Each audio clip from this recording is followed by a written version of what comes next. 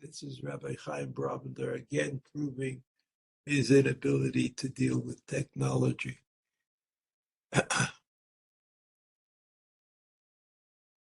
I uploaded the Mishnah Psachim, the Mishnayot, that refer to the Seder. And basically, they form the essence of what we call the Haggadah. Haggadah is something that's produced over the efforts of many, many years. But the basic information that's found in the Mishnah was inviolate, and it is included, the information is included in the Haggadot of today. Whether it's a fancy Haggadah, artistically created, or a sort of regular Haggadah, they're all the same, except that, and they all harken back to the Mishnah. And so we'll take a quick look at the Mishnah today to make sure that we've got it right. First, the Mishnah says, the Mishnah is concerned about the Arba Kosot, right? The Arba Kosot was seen by the Chachamim as a kind of a way of reminding yourself of what happened at Yetziat Mitzrayim, and it refers to the four critical words in the Pasuk in Va'era: Va'otzeiti, v'itzalti, v'lakachti, v'ga'alti. I took you out and I saved you, and I took you to me and I redeemed you. I mean, these words are wonderful words, right?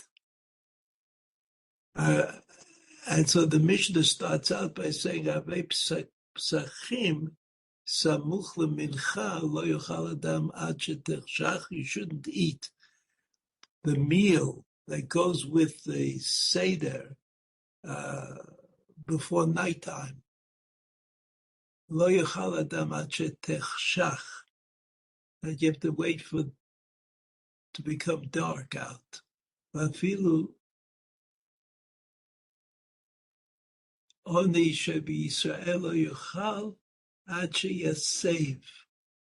And even the poor people in Israel should act as though they are wealthy and well appointed. Ad sheyasev haseba. That's from the time of the Mishnah until today. It's become very important to the Jewish people as a whole, that everybody should have an opportunity to have a wonderful meal at the Seder that they eat. Afilu ani shebi Yisrael, even a person who's proven himself as being impoverished, even he had the obligation of haseba. In other words, the Chachamim thought that people who are happy with themselves, people who understand what is happening, who have some thoughts about history, that those people should act as though they are leaving Mitzrayim. And the way they do that is by sort of thinking to themselves about the rich people. How are they? The rich people are the people who drink wine with every meal and who lean when they eat. And so on this night, afilu ani shebi Yisrael lo yomar, lo yochal, he should not eat ad sheyasev, until he does this act of haseba, which is kind of leaning on a couch while eating, which seems a bit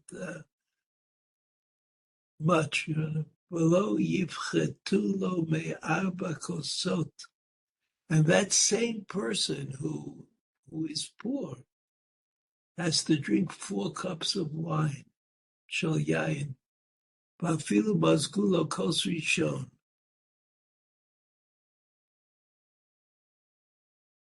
Beit Shammai omrim mevarech al hayom v'achagav mevarech al hayayin.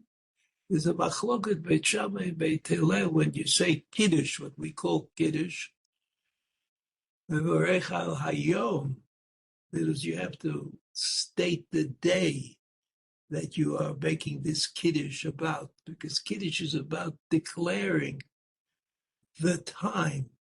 It's like a kind of a way of dealing with the time and saying, this is the time of the Exodus from Mitzrayim. This is that time. And then he makes the bracha al hayayin, which is a bracha that's added to important kinds of declarations in order to enhance its importance. That was Beit Shammai. Beit Hillel omer mevarech al hayayin v'achar כך mevarech al hayom. But first you make bracha al hayayin, which is what we do. I mean, if you look carefully, you'll see what this all means. But we make the bracha al hayayin first, and then we make the bracha al hayom on the day of Pesach. So you know that there are things that we do that are a little strange. And the Mishnah notes this one. Generally, it's associated with the fact that the Seder is supposed to be an educational experience for the children. And that means that they somehow have got to absorb features of the story. Before they can absorb those stories and the features of the stories that we're talking about, the children witness strange events like mitabel b'chazeret. You take some potatoes and you put them in salt water, and then ad shemagia leperet hapat, till you get to the meal. Right? This is like a little strange. You eat food which has nothing to do with the meal. Hevi lefanav matzah b'chazeret b'charoset u'shtei tavshilin. And so the Mishnah says that the experience of the Seder is like a show and tell almost. Like you want the children to wonder about what is going on. And I don't think the children have to wonder about every single detail, but they have to get to the point where they understand that something special is happening. And he says, "Aval pi she'ein charoset mitzvah," even though the charoset, charoset mitzvah, Rabbi Lazar Rabbi Tzadok,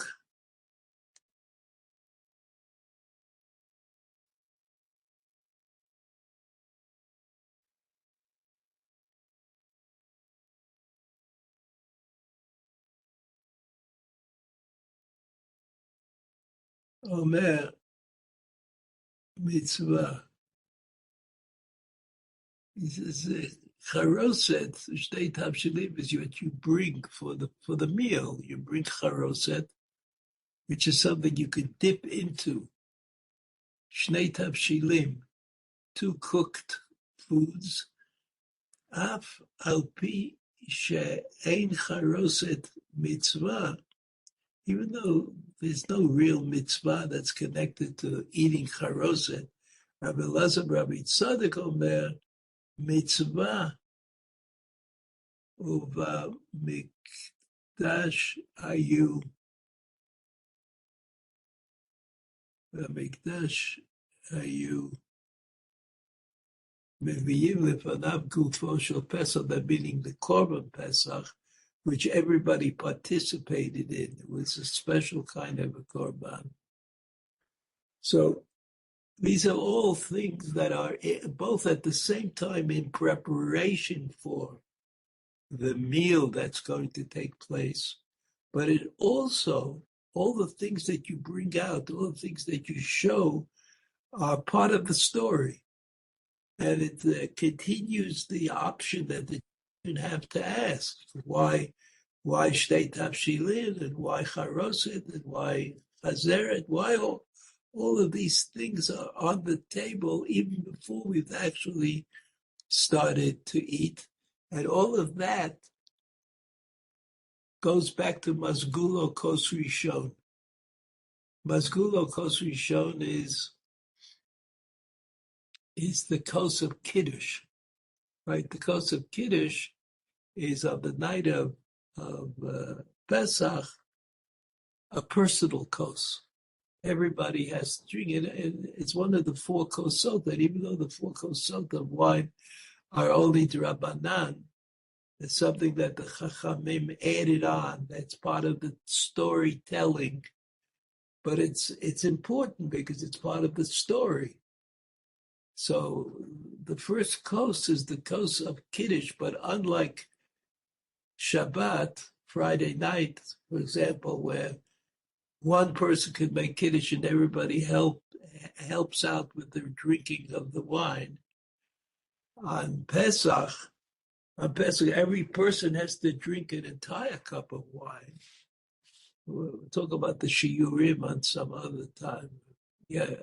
So, but the first course of Kiddush, somebody will make Kiddush, as you're used to on Friday night. But then when the Kiddush ends, everybody, every individual person at the Seder will have to drink the cup of wine, the entire cup of wine, because it's also the first of the four cups.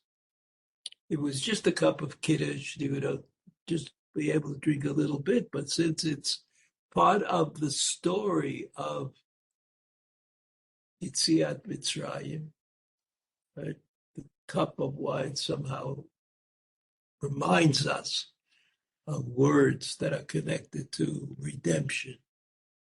Okay? Gufo shel Bevi lefanav gufo shel Pesach. Mazgulo kol sheni, and then they pour the second cup of wine. V'kana ben shoel, and by this time, it's time that the child, the son, can ask his father what's going on. Shoel aviv.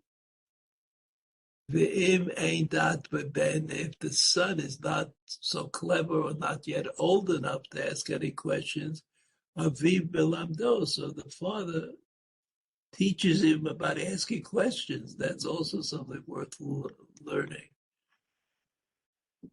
Aviv belamdo, manishtana halayla zeh mikol halaylot. Why is this night different, as we used to say, from all other nights? Shebekol halaylot anu ochlim chametz umatzah. Halayla hazeh, on this night, all other nights we eat chametz and matzah. Just 1 second. הלילה הזה אוכלים חמץ, שבכל הלילות אוכלים חמץ ומצה, הלילה הזה כולו מצה.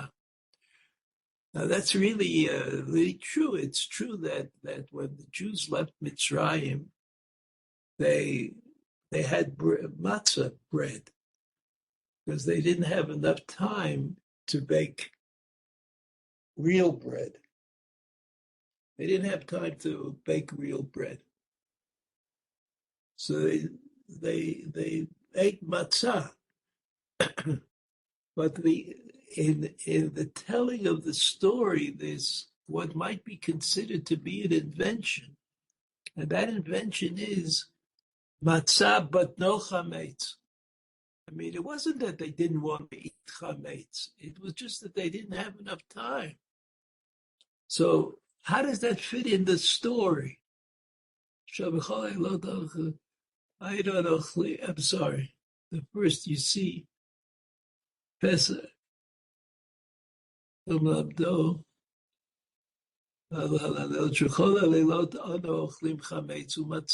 true. All the other nights of the year, we could eat bread and crackers.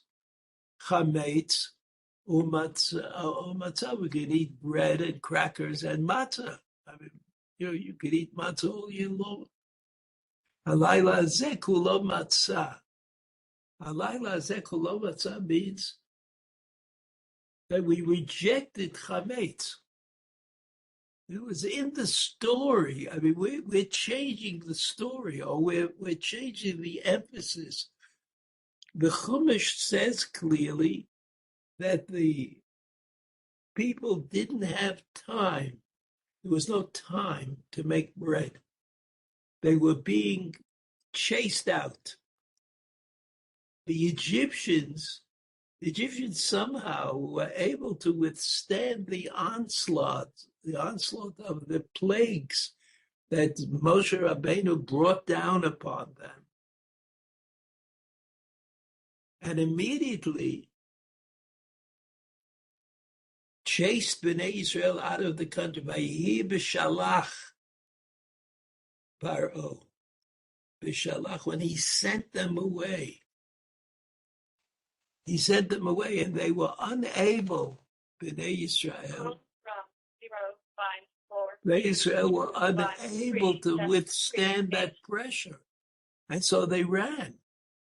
So along comes the story, and the story tells us, no, the chametz is part of the story. They didn't just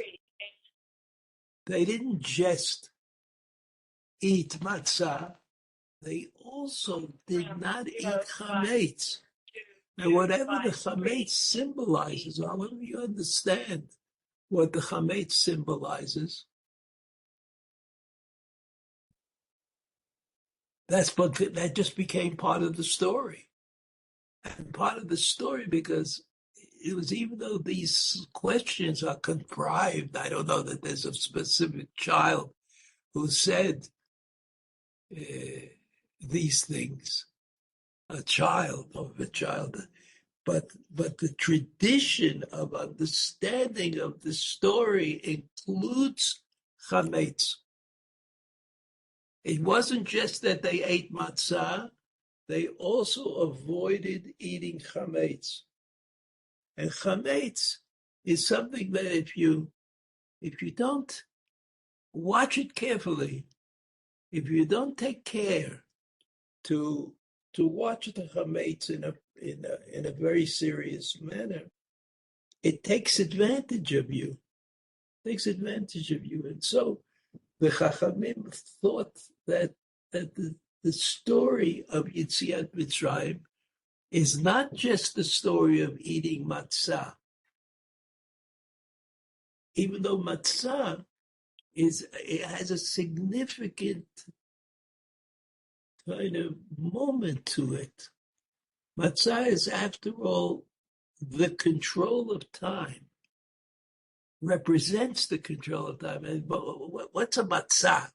A matzah is just something that you got out of the oven in time. You made it, you got it out of the oven, and you made it bread that has no chametz in it.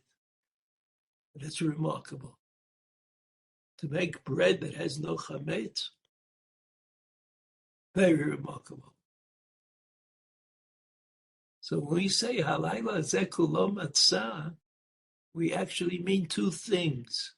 We have matzah and we don't have chametz.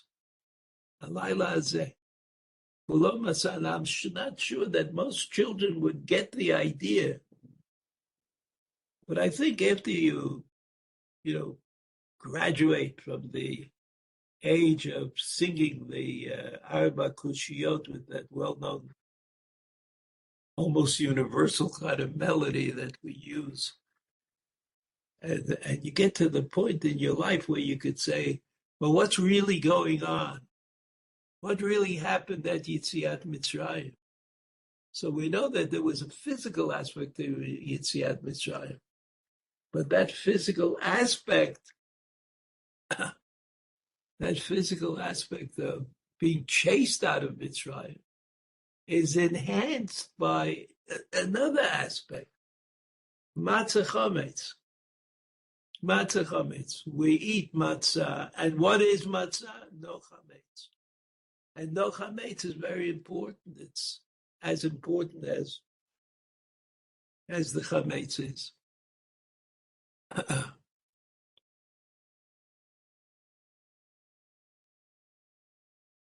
Okay, then there are other questions which are at a different level. After all, eating matzah is a Torah obligation, and avoiding chametz is a Torah obligation.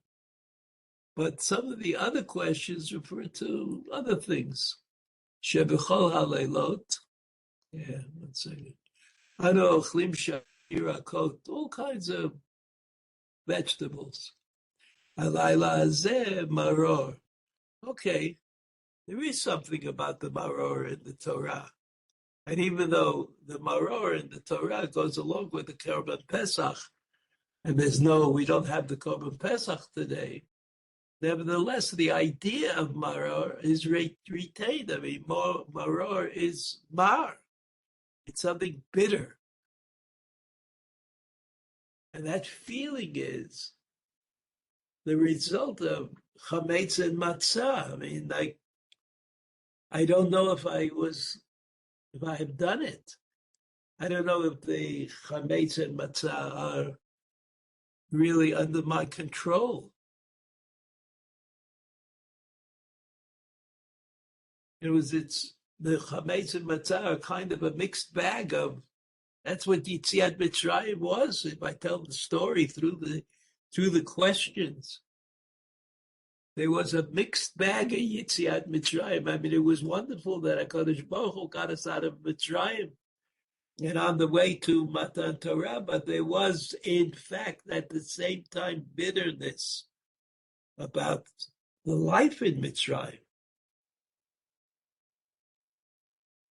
And besides the bitterness about the life of Mitzrayim, there was also the question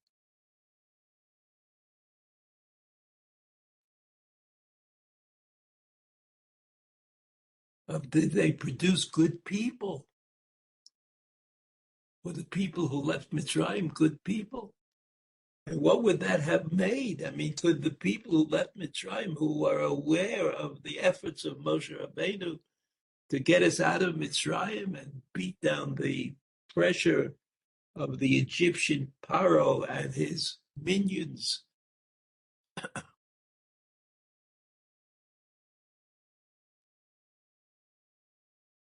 were they all good? We know there's a tradition that Moshe Rabbeinu allowed the Arab Rab to come out of Mitzrayim.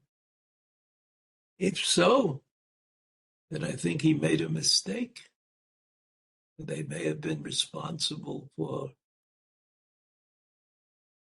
the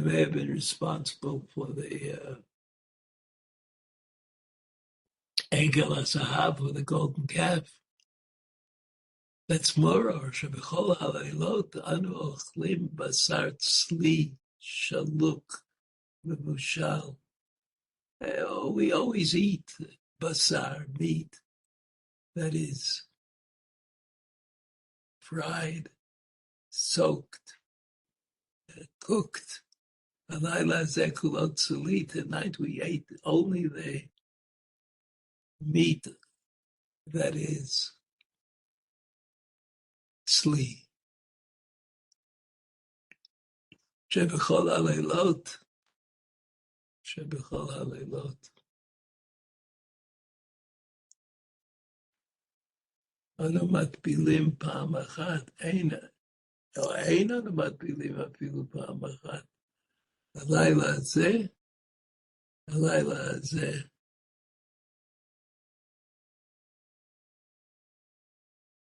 Shtei pa'amim. Halayla hazeh shtei pa'amim. The last question, then he says, Lefidato shel ben Avid b'lamdo. You want this information to be absorbed by the child. So the father has to be careful to teach his son what he can absorb. Matchil b'gnuta mesayem b'shvach. This is a very important line. This is where we're up to. Matchil b'gnuta mesayem b'shvach. That's what we call Maggid. Maggid is.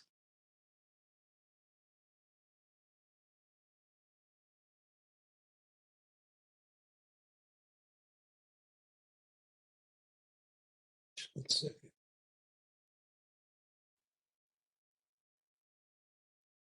Okay.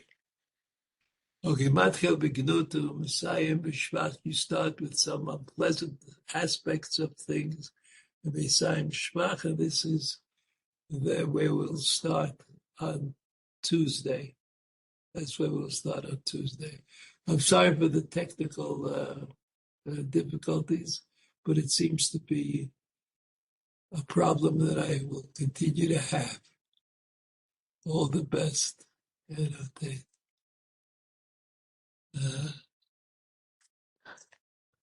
Thank you so much, Rabbi. Really appreciate it. Be well. Thank you. Take care. Thank you, Rabbi. All the best.